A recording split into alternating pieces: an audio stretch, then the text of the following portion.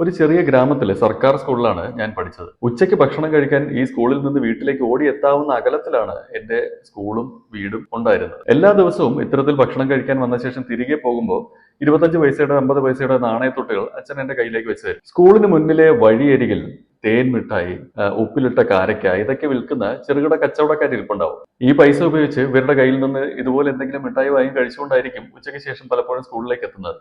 ഒരു ദിവസം 2 രൂപയുടെ ഒരു നാണയമാണ് അച്ഛൻ എന്റെ കയ്യിലേക്ക് വെച്ച് തന്നത്. ഈ 2 രൂപ ഉപയോഗിച്ച് ഉപ്പിലിട്ട കാരക്കയാണ് അന്ന് ഞാൻ വാങ്ങിച്ചത്. എന്റെ കൈക്കുമ്പിൾ നിറയെ കാരക്കയാണ് അന്ന് എനിക്ക് കിട്ടിയത്. സന്തോഷം ഉണ്ടാകുന്നതിന് പകരം എനിക്കുണ്ടായ വികാരം പേടിയാണ്. ഇത്രയും കാരക്ക ഞാൻ എന്ത് ചെയ്യുമെന്നുള്ള ഭയത്തിൽ സ്കൂളിനകത്തേക്ക് കയറാൻ തന്നെ എനിക്ക് പേടിയായി. സാധാരണ 25 പൈസയ്ക്ക് 50 പൈസയ്ക്ക് വാങ്ങാറുള്ള 2-3 കാരക്കകൾ മാത്രം കയ്യിൽ വെച്ച ശേഷം ബാക്കി മുഴുവൻ ഞാൻ ആ സ്കൂളിനരികിലെ ഓടയിലേക്ക് എറിഞ്ഞു കളഞ്ഞു. എന്തുകൊണ്ട് ഇത് സംഭവിച്ചു എന്ന് പറഞ്ഞാൽ, അബണ്ടൻസ്, ഇത്രയും കാരക്ക കയ്യിലേക്ക് വന്നതിന്റെ സമൃദ്ധി കൈകാര്യം ചെയ്യാൻ എനിക്ക് പറ്റിയില്ല. പേടിയാണ് സമൃദ്ധി എനിക്ക് കൊണ്ടുവന്ന വികാരം.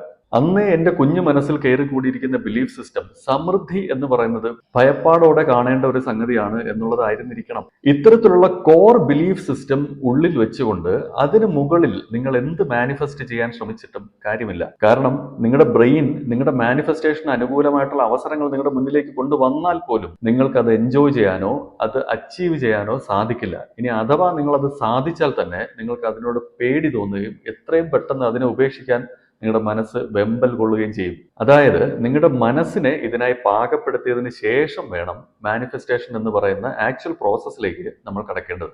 പണവുമായി ബന്ധപ്പെട്ട് എന്തൊക്കെയാണ് നിങ്ങളുടെ ലിമിറ്റിംഗ് ബിലീഫ്സ് എന്ന് കണ്ടെത്തുന്നതിനുള്ള 8 ചോദ്യങ്ങൾ ഈ വീഡിയോയുടെ താഴെയുള്ള ഡിസ്ക്രിപ്ഷനിൽ കൊടുത്തിട്ടുണ്ടാവും. ശാന്തമായ മനസ്സുമായി ആ ചോദ്യങ്ങൾ വായിച്ചു നോക്കുക. അതിൽ നിന്ന് നിങ്ങളുടെ ലിമിറ്റിംഗ് ബിലീഫ്സ് കണ്ടെത്താൻ ശ്രമിക്കുക. നേരത്തെ പറഞ്ഞതുപോലെ കുട്ടിക്കാലം മുതൽ നമ്മുടെ മനസ്സിലേക്ക് കയറി കൂടുന്നതാണ് ഇത്തരത്തിലുള്ള ലിമിറ്റിംഗ് ബിലീഫ്സ്. അതുകൊണ്ട് തന്നെ അതിനെ റീപ്രോഗ്രാം ചെയ്യണമെങ്കിൽ നിങ്ങളുടെ മനസ്സിനെ ഏതാണ്ട് ആ കുട്ടിയുടെ മനസ്സിന് തുല്യമായ മനസ്ഥിതിയിലേക്ക് എത്തിക്കണം. ഇതിനെയാണ് സബ് കോൺഷ്യസ് ലെവൽ റീപ്രോഗ്രാമിംഗ് എന്ന് പറയുന്നത്. നിങ്ങളുടെ മനസ്സ് ആ നിലയിലേക്ക് എത്തുന്നത് പൊതുവെ നിങ്ങൾ ഉണർന്നിരിക്കുന്നതിനും ഉറക്കത്തിനും ഇടയിലുള്ള ആ സമയത്തിലായിരിക്കാം. ആ ഉറക്കത്തിന്റെ അവസ്ഥയാണ് ഹിപ്നോസിസ് എന്ന് പറയുന്നത്. ഇത് നമുക്ക് നിത്യജീവിതത്തിൽ പലപ്പോഴും അനുഭവിക്കാൻ സാധിക്കുന്ന ഒരു ചെറിയ ഫീലിംഗ് ആണ്. ഒരു ഉദാഹരണം പറഞ്ഞുതരാം. നിങ്ങളൊരു യാത്ര പോവുകയാണെന്ന് വിചാരിക്കുക.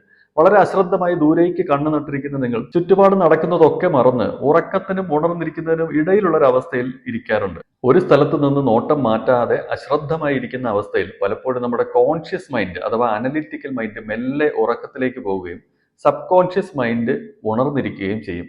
ഹൈവേ ഹിപ്നോസിസ് എന്നറിയപ്പെടുന്ന ഈ അവസ്ഥ പലപ്പോഴും സ്ട്രെയിറ്റ് റോഡുകളിൽ ലോങ് ഡ്രൈവ് പോകുന്ന ഡ്രൈവർമാർക്ക് അനുഭവിക്കാറുള്ള ഒരു അവസ്ഥയാണ്. പക്ഷെ നമ്മുടെ കാര്യത്തിൽ ആ ഹൈവേ ഹിപ്നോസിസിന് തുല്യമായ മാനസികാവസ്ഥയിലേക്ക് എത്തിയതിന് ശേഷം നമ്മുടെ മനസ്സിനോട് നമ്മൾ പറഞ്ഞു കൊടുക്കുന്ന കാര്യങ്ങൾ നമ്മുടെ മനസ്സ് വിശ്വസിക്കും, പ്രോഗ്രാം ചെയ്യും.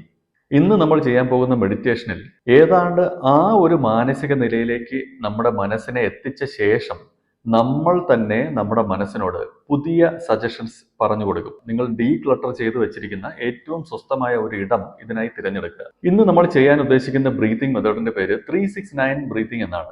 369 ബ്രീതിങ് എന്ന് പറഞ്ഞാൽ 3 സെക്കൻഡ് കൊണ്ട് ശ്വാസം ഉള്ളിലേക്ക് എടുക്കുക, 6 സെക്കൻഡ് നേരം ശ്വാസം ഉള്ളിൽ പിടിച്ചു നിർത്തുക, 9 സെക്കൻഡ് നേരം കൊണ്ട് ശ്വാസം പുറത്തേക്ക് വിടുക.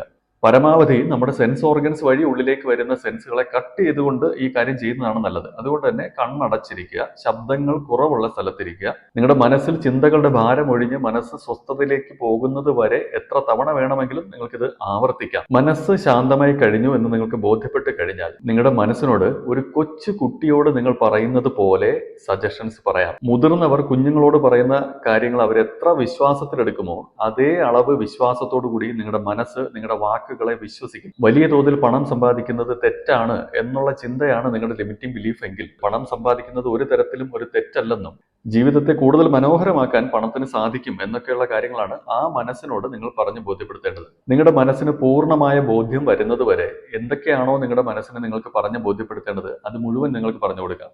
ഒരു കാര്യം മാത്രം ശ്രദ്ധിക്കുക, ഒരു കൊച്ചു കുഞ്ഞിനോട് നിങ്ങൾ പറഞ്ഞു കൊടുക്കുന്നത് പോലെ വേണം ഈ കാര്യം നിങ്ങളുടെ മനസ്സിനോട് നിങ്ങൾ പറഞ്ഞു കൊടുക്കേണ്ടത്. സബ് കോൺഷ്യസ് റീപ്രോഗ്രാമിംഗ് എന്നതുകൊണ്ട് ഉദ്ദേശിക്കുന്നത് ഇതാണ്.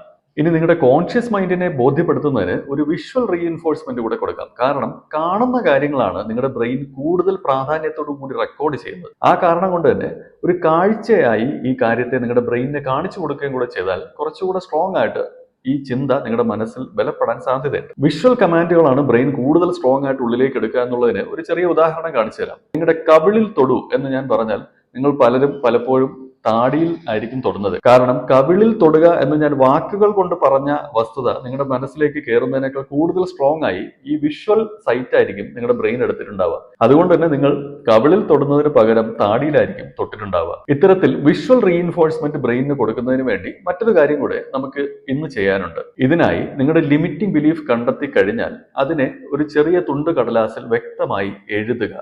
ഒരു തവണ അത് വായിച്ചു നോക്കുക. ഇതാണ് എൻ്റെ ലിമിറ്റിംഗ് ബിലീഫ് എന്ന് മനസ്സിലാകുന്നതിന് വേണ്ടി ഒരു തവണ ആ പേപ്പർ നിങ്ങൾ വായിച്ചു നോക്കുക. ഇതിനുശേഷം ഈ പേപ്പർ മുന്നിൽ ഒരു ഗ്ലാസ്സിലോ ഒരു പാത്രത്തിലോ ഇട്ട് വെച്ചതിന് ശേഷം അവിടെ ഇരുന്ന് നിങ്ങൾ മെഡിറ്റേഷൻ ചെയ്യുക. നേരത്തെ പറഞ്ഞ മാതൃകയിലുള്ള 369 ബ്രീത്തിങ്ങും സബ് കോൺഷ്യസ് ലെവൽ റീപ്രോഗ്രാമിങ്ങും എല്ലാം ചെയ്തതിന് ശേഷം നിങ്ങളുടെ മുന്നിൽ ഇരിക്കുന്ന ലിമിറ്റിംഗ് ബിലീഫ് എഴുതി വെച്ചിരിക്കുന്ന ഈ പേപ്പറിനെ ഒന്ന് കത്തിച്ച് കളയുക. നിങ്ങളുടെ ലിമിറ്റിംഗ് ബിലീഫുകളാണ് ഈ കത്തിപ്പോകുന്നത് എന്ന് സ്വയം വിശ്വസിച്ചുകൊണ്ട് ആ പേപ്പറിനെ കത്തിച്ച് കളയുക. നിങ്ങളുടെ ബ്രെയിൻ ആ വിഷ്വൽ റീഇൻഫോഴ്സ്മെന്റ് വലിയ രീതിയിൽ റെക്കോർഡ് ചെയ്യും. സമ്പത്തുമായി ബന്ധപ്പെട്ടുള്ള നിങ്ങളുടെ ലിമിറ്റിംഗ് ബിലീഫ് എന്താണെന്ന് കണ്ടെത്തി അത് സബ് കോൺഷ്യസ് ലെവലിൽ ഇത്തരത്തിൽ റീപ്രോഗ്രാം ചെയ്ത് കഴിഞ്ഞാൽ നിങ്ങളുടെ അടുത്ത മാനിഫെസ്റ്റേഷൻ നമുക്ക് ട്രൈ ചെയ്ത് നോക്കാം. ഇന്ന് ആർക്കെങ്കിലും പണം കൊടുത്ത് സഹായിക്കുന്നതിനുള്ള ഒരവസരം എൻ്റെ മുന്നിലേക്ക് വരണം എന്നതാണ് നിങ്ങൾ ഇന്ന് മാനിഫെസ്റ്റ് ചെയ്യേണ്ടത്. ഈ ചിന്ത നിങ്ങളുടെ മനസ്സിലേക്ക് കൊണ്ടുവന്ന ശേഷം അത് വ്യക്തമായി നിങ്ങളുടെ ജേണൽ ബുക്കിൽ എഴുതുക. ഇന്ന് ഞാൻ മാനിഫെസ്റ്റ് ചെയ്യുന്നത് ഇതാണ് എന്നുള്ള കാര്യം വളരെ വ്യക്തമായി നിങ്ങളുടെ ജേണൽ ബുക്കിൽ എഴുതി വെക്കുക. ആർക്കെങ്കിലും പൈസ കൊടുത്ത് സഹായിക്കാനുള്ള ആ അവസരം നിങ്ങളുടെ മുന്നിലേക്ക് എത്തും. നിങ്ങളുടെ കയ്യിൽ ധാരാളം പണമുണ്ടെങ്കിൽ നിങ്ങൾക്കത് മറ്റുള്ളവർക്ക് കൊടുക്കുന്നതിന് മടിയുണ്ടാവില്ല. അയാൾക്ക് ആ പൈസ കൊടുക്കുമ്പോൾ മനസ്സിൽ യാതൊരുവിധ കുറ്റബോധവുമില്ലാതെ സന്തോഷമായി ആ പൈസ കൊടുക്കാൻ നിങ്ങൾക്ക് സാധിക്കുന്നുണ്ടെങ്കിൽ നിങ്ങളുടെ ഈ മാനിഫെസ്റ്റേഷൻ കംപ്ലീറ്റ് ചെയ്തു എന്ന് നിങ്ങൾക്ക് മനസ്സിലാക്കാം.